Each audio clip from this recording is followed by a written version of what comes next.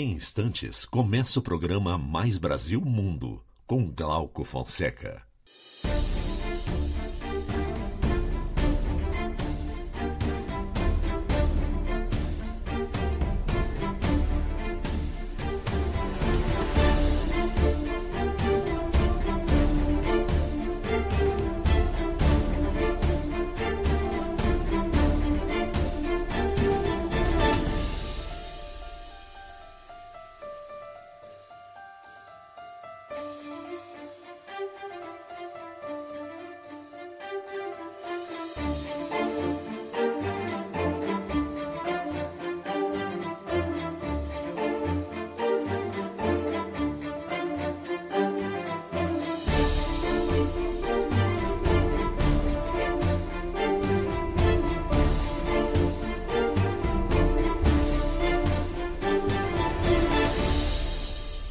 Está no ar o programa Mais Brasil Mundo, com Glauco Fonseca.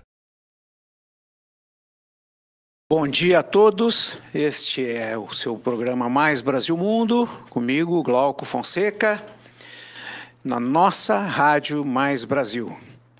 Uma rádio que é livre por essência, com pouco mais de um ano de vida e uma excelente coleção de boas histórias para contar, sempre com convidados muito especiais, para a gente tratar de assuntos relacionados com a geopolítica internacional, não sem fazer com que esses assuntos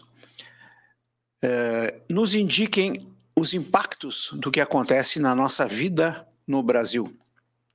Nosso entendimento é permanente no sentido de fazer com que as pessoas entendam melhor o que está acontecendo mundo afora e consigam compreender e refletir sobre os impactos desses acontecimentos na nossa vida brasileira. Hoje eu vou ter um enorme prazer de conversar com uma pessoa que eu acompanho diariamente o seu trabalho e leio com muita atenção seus textos refinados, textos com uma densidade jornalística técnica muito especial, muito peculiar, que a gente não encontra em qualquer periódico. Eu vou conversar com um jornalista, publisher, CEO do jornal El Nacional da Venezuela, o jornalista Miguel Enrique Otero, a quem eu dou o meu bom dia muito carinhoso e muito respeitoso desde o Brasil. Bom dia, senhor Miguel Otero. Buenos días, ¿cómo están? Gracias por un placer muy grande tenerlo acá conosco. Bueno, una gran oportunidad poder hablarle al pueblo brasileño. Creo que es muy importante y además el papel que está jugando Brasil en estas circunstancias en que estamos en Venezuela es esencial. O senhor mora em Madrid, Espanha, desde quando já? Desde hace 7 años. Estoy fuera de 7 Venezuela anos. Y 6 en Madrid. Yo estoy en el exilio porque con una demanda de difamación que me introdujo Diosdado Cabello, me dictaron medidas y una amenaza de prisión permanente. Entonces decidí quedarme fuera y dirigir el periódico desde afuera. A Espanha está dando todo o apoio, o suporte necessário, a sua estada segura aí? Sí, claro. Para empezar me dieron la nacionalidad por decreto y la verdad es que España es un país muy amigable para los venezolanos. Se integran muy fácilmente y aquí hay una conciencia muy grande de lo que está pasando en Venezuela porque, bueno, centenares de miles de españoles migraron a Venezuela en una época y parte de la construcción de Venezuela, de la construcción de los últimos 50 años, la hicieron los españoles. Nós todos assistimos com grande apreensão, porque nós sabemos que agora em julho, se eu não me engano, houve a eleição em que um dos raros casos no mundo em que ficou comprovada a fraude, que houve uma fraude eleitoral comprovada documentalmente, ou seja, de modo irrefutável, a eleição de Nicolás Maduro foi uma fraude. Ainda assim, o senhor acredita que ele vá tomar posse? E essa posse, se eu não me engano, é no dia 10 de janeiro, estou correto? Bueno, esta elección fue una cosa verdaderamente asombrosa porque quizás nadie se lo esperaba con la manera como sucedió. Hubo unas primarias donde eligieron a María Corina Machado como líder de la oposición. El régimen inhabilitó a María Corina, ella escogió otro candidato, lo inhabilitaron y al final se pudo escoger a un candidato unitario apoyado por María Corina, que es Edmundo González. Se hizo la campaña electoral y al final hubo un voto masivo, pero además con un resultado verdaderamente extraordinario, que es ese 70-30, que por lo general nunca hay un resultado así en una elección presidencial. Pero ese resultado es peor todavía para el régimen, porque ellos, tratando de manipular las elecciones, no permitieron que los 8 millones de venezolanos que viven fuera votaran, son 5 millones los que votan, esos 5 millones no pudieron votar y además hicieron todo tipo de manipulación para que la gente no fuera a votar, para que creyeran que les tenía como un voto electrónico, les hicieron creer que sabían por quién votaban. Entonces, esa elección no es 70-30, esa elección es 90-10 o 95-5. Es un país que ha estado polarizado durante muchos años y ahora ya no es un país polarizado. Es un país donde mayoritariamente, pero aparatosamente, votaron contra Nicolás Maduro, incluyendo los sectores chavistas o los sectores del propio régimen y además las Fuerzas Armadas que también votaron contra Maduro. O sea, Maduro está en una posición después de esas elecciones muy delicadas y muy comprometidas, porque quedó en evidencia que nadie lo apoya, pero incluyendo su propia gente, incluyendo las Fuerzas Armadas, que eso es lo que lo ha tenido arrinconado, desatando una represión terrible, pero tiene sus días contados, porque un resultado así no pueden evitar que eso lleve a un desenlace que es el que todo el mundo desea. Eu estava lendo um artigo seu, no debate, o senhor me mandou ayer, que o senhor fala nas possíveis ou talvez desejada nova influência que o governo Donald Trump possa exercer sobre o futuro da Venezuela, porque é quase que inconcebível que se possa entender que um país como a Venezuela ainda esteja submetida à dupla Nicolás Maduro e Diosdado Cabello, que tanto mal fazem a seu povo. Existe alguma esperança da sua parte ou de um grupo, ainda que talvez pequeno, de que a posse do Donald Trump possa significar a possibilidade de que o reinado de Maduro e Diosdado termine? Yo creo que tienen sus días contados, independientemente de Trump, porque la situación la situación que tienen es una situación muy comprometida, muy terrible para ellos. Ahora, evidentemente que Trump ha colocado en su equipo, empezando por Marcos Rubio, a una cantidad de funcionarios que conocen muy bien lo que pasa en América Latina, lo que significa que le va a dar importancia a América Latina y que además han tenido una posición muy firme contra estos regímenes, no solamente contra Maduro, sino también en relación a Ortega y al caso cubano. Entonces, lo que viene va a ser digamos, es lo que es predecible, va a ser una posición de los Estados Unidos muy firme para tratar de recuperar la democracia en estos países. Eso es un cambio importante en este proceso. Sim, e o Trump tem o governo americano está muito preocupado com um grupo de terroristas venezuelano que chama ele Trem de, como se chama ele? El Tren de Aragua. Aragua, el Tren de Aragua, gracias, que está executando suas ações de violência e terrorismo no solo americano. Quer dizer, particularmente, eu imagino que, como o senhor coloca no artigo, Donald Trump deva se ocupar desse segmento de imigrantes ilegais da Venezuela. Mas o senhor fala no seu artigo algo que me chamou a atenção também, da influência que Nicolás Maduro, Diosdado Cabello e Vladimir Padrino representam para os objetivos, políticas públicas e pressupostos governamentais dos Estados Unidos e outros 12 governos aqui do continente, a saber, incluindo o Brasil, né? Em cada um desses países, sabem que se não houver a produção do câmbio político que os eleitores mandaram no dia 28 de julho, virá uma nova onda migratória, talvez ainda mais trágica do que as anteriores. O que leva o senhor a pensar dessa forma? Bueno, primero hay que decir que en el programa de Trump, dos de los temas más importantes son la inmigración ilegal y el terrorismo, la seguridad continental. Y realmente Venezuela, en el caso de la inmigración ilegal, ha jugado un papel muy importante. De hecho, lo están viviendo en Brasil.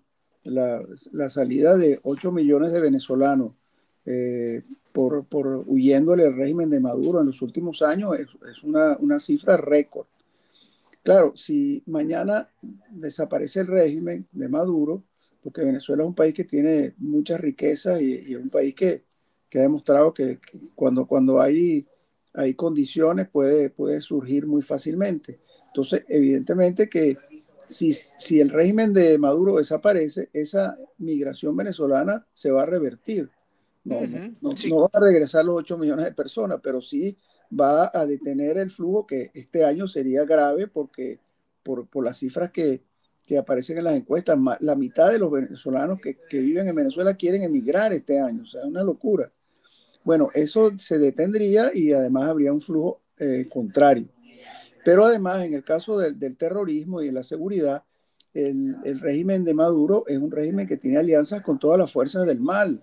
Ahí están instaladas las guerrillas colombianas de la FARC y el ELN, que son narcoguerrillas, que ya no son guerrillas revolucionarias, sino son guerrillas instaladas en el narcotráfico, como otras fuerzas como Hezbollah, Hamas, los iraníes, todo lo que es fuerzas del mal están instaladas en Venezuela. O sea, si el régimen de Maduro desapareciera, eso también se revertiría. Entonces, dentro de ese programa de Trump, poniendo como prioridad la inmigración ilegal y el terrorismo o la inseguridad, evidentemente que contribuir a la salida de Maduro es un elemento importantísimo para lograr ese programa. Además, la inmigración ilegal que se trata de combatir poniendo muros en las fronteras y utilizando la policía para expulsar a los inmigrantes. La manera de evitar la inmigración ilegal es resolviendo los problemas en las casas de ellos, en los países donde se produce la inmigración ilegal. Y en el caso de Venezuela sería obvia la solución para que esto no ocurra más, igual con el terrorismo. Bien. O senhor sabe que aqui no Brasil, há algum tempo atrás, quando aconteceu a eleição na Venezuela, aqui no Brasil houve uma cobrança para que o presidente Lula se posicionasse diante das evidências cabais de fraude eleitoral, né? E em momento algum, o presidente Lula, que é amigo de Nicolás Maduro, ele se colocou contra Nicolás Maduro, né? Inclusive Lula sempre disse que a Venezuela tem democracia até demais, o que nos deixa com o estômago revirado cada vez que a gente ouve esse tipo de afirmação. Mas se dizia aqui também que Lula não poderia se opor a Nicolás Maduro, porque ambos teriam negócios particulares entre si, né? Isso foi dito muito aqui. E aí eu faço um corte para voltarmos a uma outra personagem, um outro personagem que estava na Espanha e foi para os Estados Unidos, que era o ex-comandante, um dos comandantes do governo venezuelano, que foi enviado para os Estados Unidos. Não está me fugindo o nome dele agora. Mas se dizia que ele teria denúncias cabais do envolvimento do partido do presidente Lula aqui em financiamento político partidário a partir do narcotráfico. O senhor tomou pé dessa informação?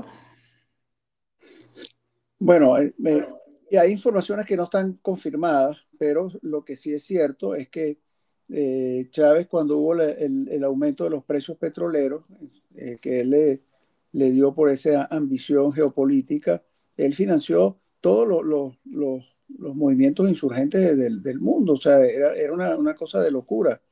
Y en el caso de Brasil, pues está el Foro de Sao Paulo, que ahora está en el Grupo de Puebla, y el Foro de Sao Paulo son 120 partidos políticos de izquierda, de ultraizquierda, en el cual Venezuela, aunque fueron los cubanos un poco los que se aliaron con Lula para crear el Foro de Sao Paulo, Venezuela jugó un papel importante en el financiamiento.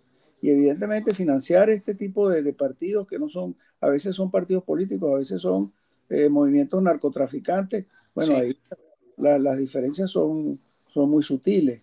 Entonces hay indicios suficientes para pensar que sí hubo flujo de dinero para financiar este tipo de cosas. Claro, el problema es que Venezuela es una caja negra. O sea, fíjense que el caso de Odebrecht, en todos los países donde hubo corrupción con Odebrecht, están todos los involucrados juzgados y detectados. En cambio, en Venezuela todavía ese caso no está en la luz pública. Y sabemos por las construcciones que hizo Odebrecht que en Venezuela hubo una parte importante de ese proceso de corrupción por parte de Odebrecht, que saldrá el día en que el régimen caiga, evidentemente. Muito bem. O senhor entende que exista alguma chance de que possa cair Maduro no curso do prazo e que forças podem levar a que isso aconteça? Eu pergunto porque durante muito tempo a gente fica com esperança de que as coisas aconteçam, levando-se em conta, por exemplo, coisas como justiça, liberdade, né? Fim da opressão, cerceamento da liberdade de expressão, da liberdade de imprensa, que inclusive fez com que o senhor saísse do seu país para ir para outro, para a Espanha, né? Mas a gente sempre fica na esperança de que algo aconteça, de que algum fenômeno aconteça, ou seja, alguém possa ou algo possa fazer com que o bem retorne e o mal encerre a sua senda. Eu lhe pergunto, o que a Venezuela espera depois de tantos anos de regime chavista corrupto e agora Nicolás Maduro mais corrupto e mais violento ainda? O que pode acontecer? A gente fica esperando que surja algum fenômeno que vá lá e diga, olha, Nicolás, tu não vais tomar posse. Ou, se ele tomar posse, que diga, olha, tu não vais governar. Existe alguma coisa que possa fazer com que isso aconteça? Ou nós vamos ter um longo tempo e mais sangue nas ruas rolando até que isso aconteça? Bueno, están dadas unas condiciones que antes no estaban.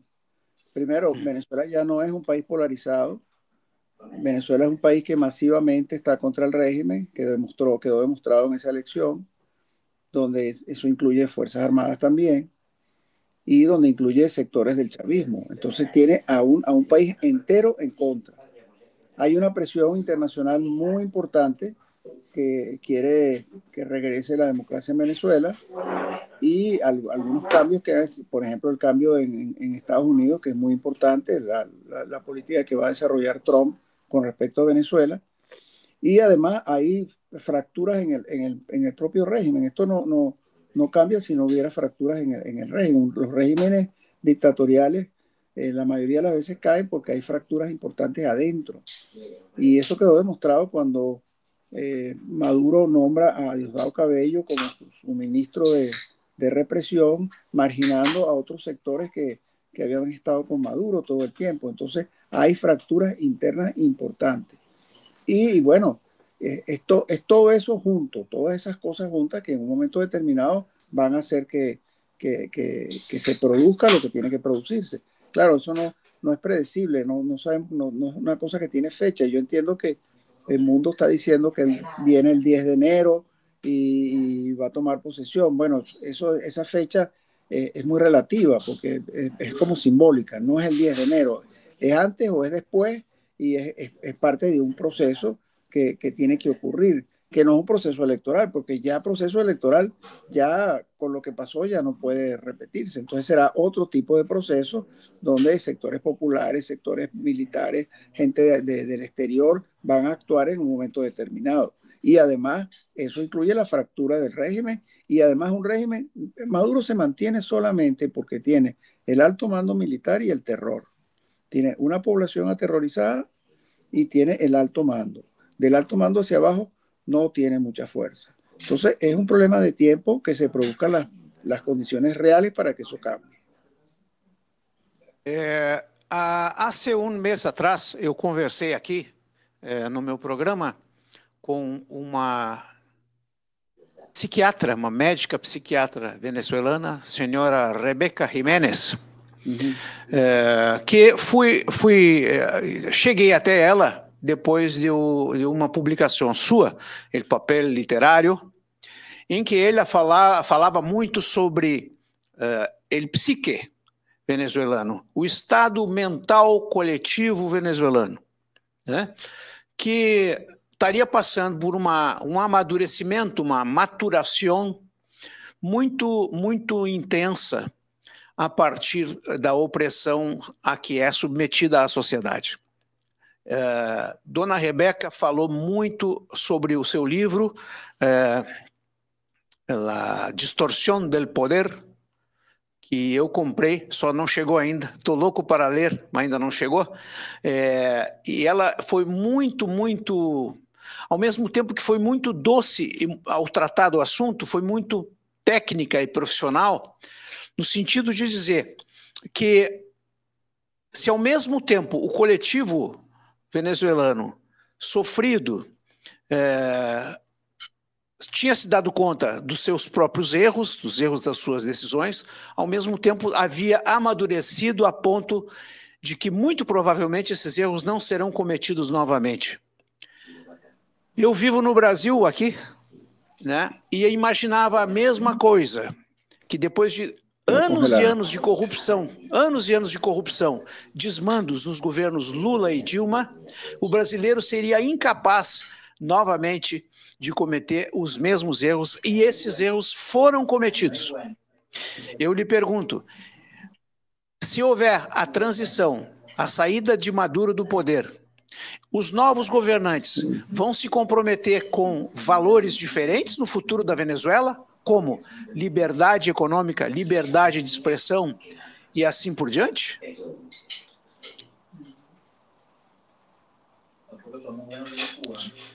O senhor me escutou? Oi? Que la imagen quedó congelada. No terminé de oír la última parte. Sim, então eu vou refazer a pergunta. Eu conversei então com a senhora Rebeca Jiménez, psiquiatra venezuelana, aqui no nosso programa, e ela me falou que existe uma construção uma nova mentalidade venezuelana, do coletivo venezuelano, em que os erros cometidos em decisões anteriores talvez não se reproduzam com tanta facilidade no futuro, né? E aqui falamos na eleição e reeleição de Hugo Chávez, eleição de Nicolás Maduro, e a manutenção de Nicolás Maduro no poder. Mas eu lembrei a ela que nós tivemos aqui um presidente que foi preso por corrupção, porque né, foi preso por corrupção em 3 estágios da nossa lei, né, em 3 instâncias da nossa lei, e voltou a ser presidente. E os resultados do governo Lula hoje são os piores possíveis, em termos de gestão, de gerenciamento e econômicos. Eu pergunto, existe no cenário da Venezuela, num futuro da Venezuela, existe o cuidado de não reeditar velhos erros? Bueno, claro, en el caso de este régimen, Chávez, Maduro, es que el nivel de destrucción es tan grande, el nivel de desastre ha sido tan terrible. O sea, por ejemplo, Maduro destruyó el 80% del PIB en 6 años. Eso no ocurrió ni siquiera cuando los aliados y los rusos bombardeaban Berlín en los últimos días de Hitler. Ellos destruyeron el 75% del PIB de Alemania. Estos han destruido el 80% del PIB de Venezuela sin haber disparado un tiro. Entonces, la destrucción es una cosa terrible. Todo el aparato productivo destruido, desapareció la clase media, la clase... Eso. Sayula.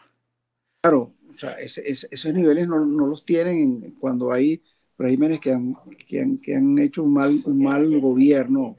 No tienen una situación como esa. O sea, los venezolanos no van a perdonar lo que se hizo, porque es demasiado daño. O sea, el sufrimiento de las familias divididas, las familias empobrecidas, o sea, el tema de la salud, la cantidad de gente que se ha muerto simplemente porque regresamos a un sistema de salud de hace 200 años. O sea, es unas cosas increíbles que cuando uno las describe, la gente dice que es una exageración. No es una exageración. Entonces, claro, el nivel de destrucción que ha causado, que trae como consecuencia un rechazo tan grande, un odio, eso no va a ser recuperable. Yo no creo que ellos puedan recuperar eso como lo pueden recuperar en otros casos donde, bueno, ha habido malos gobiernos, pero después en la oposición se recuperan y inventan algunas cosas, pero aquí no pueden inventar nada. La destrucción es muy grande. Como é que o senhor entende, senhor Miguel Otero, como é que o senhor entende o papel do Brasil? Porque algumas pessoas estão dizendo que o futuro da Venezuela tem a ver com o futuro do Brasil. E eu hesito um pouco em concordar com isso, porque são 2 nações totalmente soberanas e distintas, né? Mas muita gente tem insistido em dizer que o Brasil tem um papel muito importante na continuidade ou na descontinuidade deste problema que é o governo Maduro. De que forma o senhor vê o Brasil nesse processo? Tem presença? Como é que o senhor vê o Brasil nesse problema? Bueno, una de las cosas importantes con el tema de Brasil es que Brasil ha establecido una distancia con Maduro, que no era un aliado natural. Y lo demostró en esta conferencia de los BRICS, con algunas declaraciones que Lula no reconoce el triunfo de Maduro. En fin, el régimen de Maduro se ha distanciado de Brasil, y Brasil era un aliado natural. Y claro, Brasil está afectado también por la migración esta masiva que también les cae por el norte. Entonces, el Brasil, con todo su peso, era un aliado, ya no es un aliado. Claro, sigue siendo parte del Foro Sao Paulo, el Grupo de Puebla y todo eso, pero ellos han dañado, los venezolanos, el régimen de Maduro ha dañado la relación tanto con Brasil como con Colombia, que son aliados naturales. Entonces, esa frontera, que era una frontera de amigos, ya no es una frontera de amigos. Y eso es muy importante para nosotros. Recentemente também, nós acompanhamos um conflito que o Nicolás Maduro estava dando início... Oi? Bueno, recentemente nós vimos não está me ouvindo? Não me escuta? É hora? Não me escuta? Não me escuta? Não? Engraçado, eu escuto ele. Pierde o sonido. Bueno, o que vamos fazer?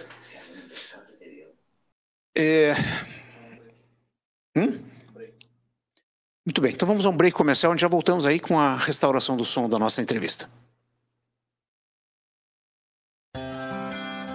Temos uma excelente notícia para dar. Ele nasceu e nunca mais estaremos sozinhos. Ele será a nossa companhia nos dias bons e nos dias maus, nos dias de prosperidade e nos dias de adversidades. É Natal e já não importa quantos presentes você vai ganhar e dar. Ele nasceu e isso é tudo o que importa. Abra as janelas de sua casa, abra as persianas de sua alma, cante, dance e celebre a vida. É Natal. A Rádio Mais Brasil deseja um feliz aniversário, Jesus.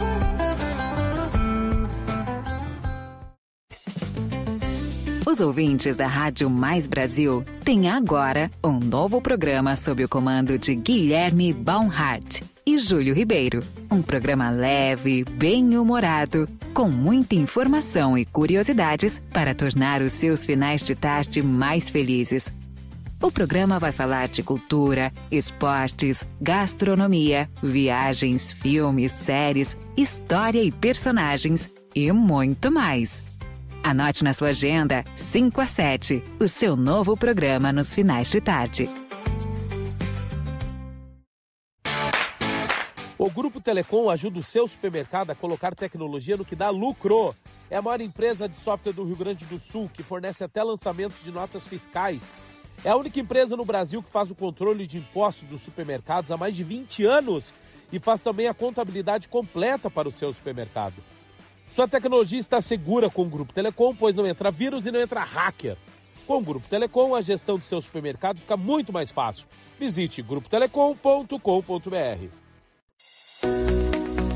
O colchão mais qualificado do Brasil é montado à mão em Eldorado do Sul. Desde o projeto de engenharia e de matérias-primas até o fechamento do colchão. A Vivar oferece a maior densidade de conforto e a maior garantia integral do país. Do Rio Grande saem os colchões que vão conquistar o Brasil. Vivar Sleep Center, a casa do colchão montado à mão. Fone WhatsApp 51 992 49 4503. A Rádio Mais Brasil é um espaço de defesa das liberdades. Siga nosso canal no YouTube digitando @Rádio Mais Brasil Oficial. Entre lá e se inscreva no canal. Se você ainda não baixou seu aplicativo na Google Play ou na Apple Store, vá lá e busque por Rádio Mais Brasil. O nosso logotipo é azul com o nome da rádio. Estamos juntos pelo nosso Brasil.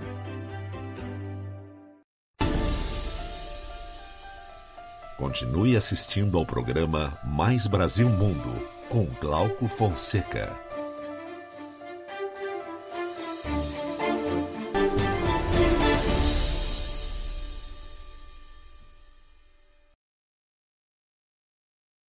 Voltamos para a nossa conversa com o jornalista, publisher e diretor do jornal El Nacional de Venezuela, senhor Miguel Enrique Otero. Senhor Miguel, vimos há pouco o ocorrido em Síria. Estamos assistindo o desdobramento do conflito, da guerra de Rússia com a Ucrânia. Entendendo que o mundo não para um minuto, né? Rússia tem uma profunda influência no governo de Nicolás Maduro, assim como a China. Essas duas nações são suficientes para fazer com que Nicolás Maduro permaneça no poder o tempo que ele quiser? Porque se esta fraude eleitoral, que foi comprovada em 28 de julho, não for tratada como tal e esse cidadão tomar posse, o que pode acontecer com a Venezuela? O que vai ser feito? Vamos esperar que China e Rússia tirem o apoio? Eu particularmente, fico muito ansioso, porque é necessário que haja a deposição de Nicolás Maduro. Maduro precisa cair. E o senhor falou em fraturas do regime, mas essa fratura do regime já vem de muito tempo e não cai. Há esperança ainda nesse século de 21 para que essa gente saia do poder na Venezuela? No, sí, hay muchas esperanzas, porque la situación ha cambiado, lo que decía antes, ha cambiado radicalmente. Y yo no creo que el apoyo de Rusia y de Irán sea significativo para que Maduro se mantenga. Maduro se mantiene por problemas internos, por su apoyo del alto mando militar y por el terror que ha generado en la población. Pero no se mantiene porque haya tropas rusas o porque los iraníes estén ahí. No, están ahí y están la gente de Hezbollah, pero esos no van a actuar. Están totalmente marginados de lo que puede ser una situación de conflicto en Venezuela. Yo sinceramente, y además, inclusive, quizás lo más problemático que podemos tener son los cubanos, porque cubanos hay una alianza muy fuerte con Cuba. Venezuela se ha comportado como si fuera una especie de protectorado cubano, le han entregado todas las áreas o muchas áreas estratégicas del país, se las han entregado a los cubanos para que la manejen, ha mantenido el régimen cubano con el petróleo y hay cosas como la inteligencia militar que está en manos de los cubanos. O sea, ahí sí el problema es más los cubanos que otra cosa, pero que la influencia rusa o iraní y bueno, también la guerrilla colombiana, esos son factores que sí pesan en Venezuela, pero pesan desde hace mucho tiempo, no en términos de los últimos acontecimientos mundiales, que además son muchos y además con una velocidad de cambio impresionante, porque esto de Siria, el golpe en Corea del Sur, todas esas cosas son cosas rapidísimas, pero más bien lo que hacen es debilitar a esos aliados, porque Rusia se tiene que ocupar más de sus problemas que ir a defender a Venezuela. Yo creo que no dentro de esa geopolítica que estamos inmersos y todo el mundo está inmerso en la geopolítica, yo realmente creo que Venezuela va a salir del régimen internamente con las fuerzas internas e sem que haja intervenção estrangeira. Bom, a minha pergunta é no sentido de que o Nicolás Maduro se mantém pela força, pela força armada, né? Como é que ele poderá cair se não for por força armada? ¿Existe essa possibilidade? Sí, claro que existe. Es que la fuerza armada que está con Maduro es minoritaria, es solamente la fuerza represiva.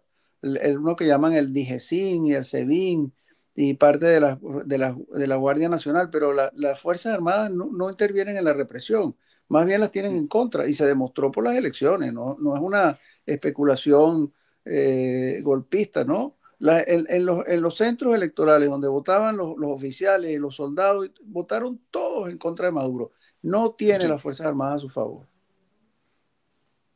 Muito bem.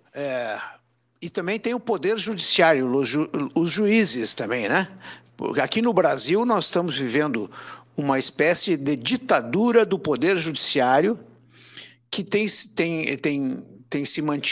mantido barbaridades jurídicas e do direito aqui também de modo espúrio.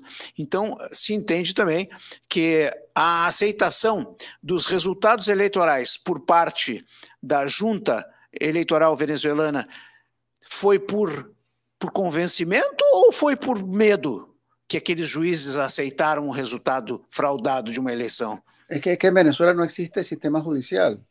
O sea, el sistema judicial lo fueron desmantelando. Cuando hicieron la constituyente, cuando reformó la constitución Chávez, el objetivo era tomar el poder judicial desde el Consejo desde la Corte Suprema de Justicia hacia abajo. Y lo que hay hoy en día como Poder Judicial en Venezuela son simples agentes del Poder Ejecutivo. No existe, en Venezuela no existe Poder Judicial. O sea, uno de los retos más importantes en una transición es cómo reconstruyen un sistema judicial que tenga independencia, porque el sistema judicial es un sistema judicial que obedece a las llamadas telefónicas de los distintos funcionarios del alto gobierno. No hay un sistema judicial. O sea, es la desaparición total del Estado de Derecho y de la separación de poderes. Pois bem, senhor Miguel, todo o nosso... Eu confesso que eu talvez não... as minhas esperanças não sejam tão fortes e firmes ainda quanto as suas, mas eu lhe dou parabéns por manter a chama acesa, a chama da liberdade e a chama da esperança, né? Eu costumo dizer que os ditadores e os opressores precisam conhecer a força da sua própria maldade, porque, do contrário, não são capazes de deixar o poder simplesmente sem força. Vamos esperar que tudo aconteça de melhor. Vamos esperar que Donald Trump tome posse e tome medidas com relação à América do Sul, né? Porque, como o senhor falou, há pouco tempo atrás, eu ia colocar esse assunto antes da nossa interrupção, há pouco tempo atrás, o Nicolás Maduro pensou em invadir a Guiana, né? Em função de uma região chamada Essequibo. Gostaria que o senhor explicasse para nós o que é essa região, quanto ela é importante para a Venezuela e por que Maduro decidiu tentar a ideia de invadir aquele país e por que desistiu, pelo menos temporariamente. Es una zona en reclamación que es parte de Guyana, Guyana. de Esequibo, y bueno, es un caso que está en los tribunales internacionales desde hace mucho tiempo, pero en esta línea geopolítica de Chávez, cuando su cercanía de Fidel Castro hacía que él hiciera todo lo que Fidel Castro le pedía, él cometió errores que pusieron realmente nos pusieron en desventaja para reclamar esa zona. Y lo que han hecho con un referéndum que hizo y con esas amenazas, esos son absolutamente imposibles de realizar. Él no tiene un ejército para invadir Guyana, aunque Guyana tampoco tiene ejército, pero Maduro no tiene un ejército para invadir Guyana, porque el ejército venezolano no le respondería, y lo que ha hecho es utilizar el tema de Guyana para tratar de recuperar fuerzas que ha perdido con los venezolanos. Pero realmente, si nosotros teníamos alguna oportunidad de recuperar Guyana en otra época, hoy en día, después de lo que hizo Chávez, es bien difícil que recuperemos esa zona, porque Chávez prácticamente la entregou. Muito bem. Muito bem. Eu conversei, então, aqui com o jornalista e publisher do jornal El Nacional de Venezuela, senhor Miguel Otero, a quem eu desejo uma feliz Navidad, Feliz Natal, e que o ano seja muito próspero em 2025, que o seu país volte a ser um país lindo, próspero e feliz, como já foi mais no passado, esperando então que ele retome e que seja ainda mais feliz. Nós, aqui no Brasil, nós temos uma aflição quando a gente se refere à Venezuela, porque não se concebe tamanha violência que faça com que milhões e milhões e milhões de pessoas tenham que deixar suas casas, como é o seu caso, né? Para procurar segurança e para ter sua própria sobrevivência e integridade. Então eu deixo o senhor com as palavras finais para a audiência do nosso programa Mais Brasil Mundo, senhor Miguel Otero. Bueno, yo creo que estamos cerca de poder resolver ese problema venezolano, ese drama, esa tragedia venezolana. Y bueno, Venezuela es un país que ha sido abierto a a todas las nacionalidades. Venezuela se construyó con las migraciones de muchísimos países y bueno, yo estoy seguro que en el momento en que recuperemos el país, Venezuela recuperará su democracia y su economía y todos los valores que teníamos más rápido de lo que la gente cree, a pesar del nivel de destrucción en el cual estamos. Y bueno, quiero saludar al pueblo brasileño y a Brasil, que es un gran país, nuestro vecino, y que yo estoy seguro que en un momento determinado nosotros tendremos unas relaciones extraordinarias con Brasil, porque mirar hacia el sur es mirar hacia Brasil y va a ser muy importante para nosotros. Muitíssimo obrigado, muitas felicidades para o senhor e para todos os nossos irmãos venezuelanos, que são muito bem-vindos aqui no Brasil, ainda que eu os encontre aqui nas ruas em situação de miséria, em vários casos. Sim, e claro, rezo muito, e os brasileiros têm sido muito solidários com os imigrantes venezuelanos, mas o que a gente quer mesmo é que eles sejam felizes no seu lindo país, na sua terra. Senhor Miguel Otero, muito obrigado mais uma vez pela sua participação e gentileza. Fique com Deus. Até a próxima. Graças. Este é o nosso Mais Brasil Mundo deste 25 de dezembro, Natal. E eu quero aproveitar a entrevista do senhor Miguel Otero para mandar um abraço carinhoso para a dona Rebeca Jiménez, a senhora Rebeca Jiménez, a psiquiatra venezuelana, autora do livro A Distorção do Poder, desejando a ela e a seus compatriotas muita paz, muita harmonia, que 2025 seja o ano da libertação, o ano da redescoberta e o ano do reinício, que a Venezuela refaça suas instituições democráticas, reative a sua liberdade e retome o seu papel no mundo, né? E nós aqui, eu vou pedir que os nossos ouvintes, ou nossos espectadores, compartilhem os nossos programas, que sejam nossos embaixadores e que tenham tido um Natal, e que estamos no Natal, que seja um dia de muita reflexão, muita harmonia, muita paz individual, paz nas famílias, na nossa sociedade, na nossa comunidade, que a gente seja abençoado por Deus neste país.